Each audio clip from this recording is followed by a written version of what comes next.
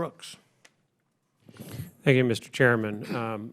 My question is directed first at Mr. O'Connell, and so if you could give your response, and then following that, Ms. Quaid, if you would add your insight, and then should any of the other three panelists wish to add their insights thereafter, please feel free to do so. National security is a major application for remote sensing capabilities. It constitutes an important market for the industry. At the same time, national security concerns may constrain the commercial market through means such as licensing requirements that limit image resolution.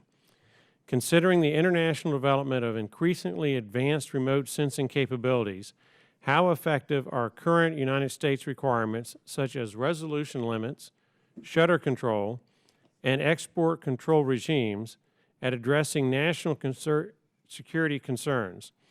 And if we fail to achieve meaningful reform, how will United States national security interests be impacted? Mr. O'Connell. Thank you, Congressman, for the question. On the one hand, we have a national policy that says we're going to lead in the international world, not follow, not harmonize, et cetera, and I like to make that point first. National security is enhanced by us taking maximum advantage of these capabilities consistent with what we're doing on the government side. And so some of the mechanisms that you've referred to, we really have to be proactive in thinking about innovation that comes from them for the government's purposes in addition to what may go on in the commercial market. And so we have to be sensitive to the national security implications of allowing things at, say, better spatial resolution, some of the other things that you're talking about. It's a complex regulatory landscape, and some alignment has to be done to look across those to see what the effect is on the actual industry and its effect on national security then in accordance with that. Ms. Quaid. I think that the resolution limits, the example we have with SAR where we had a license granted and they were not allowed to sell better than 5 meter, which is not very useful, and we had another license granted where they were not allowed to sell better than 3 meter, which is also not very useful and viable in a commercial marketplace. And so we are looking at a reality where the U.S. is not a leader in synthetic aperture radar right now as a result of that.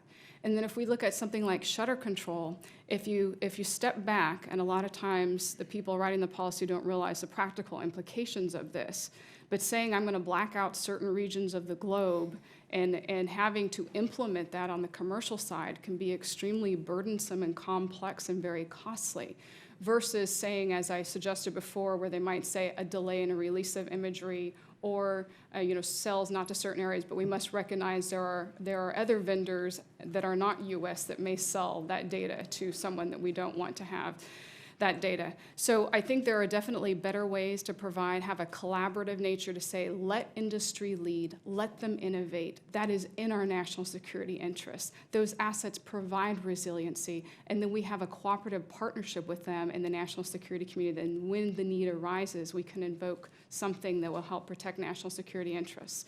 And for those with intelligence backgrounds, there's always ways to potentially spend money and ask them to task someplace else on that pass so they are not looking at the area that you are concerned with. So there are ways to get around this. Thank you. Thank you, Ms. Quaid. Does anyone else wish to add any insight? Could I have one follow-up, please? Yes, Mr. O'Connell. There's an important 20-year history to recognize here on issues related to shutter control and national security, and it's that there has never been an example where government and industry have not cooperated, especially when the government is clear in both space and time on its concerns about national security. Okay, so that's a very positive history that we need to leverage going forward as we think about this.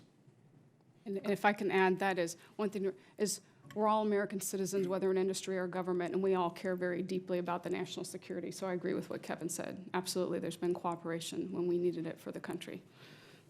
Thank you, Mr. Chairman. I yield back the balance of my time.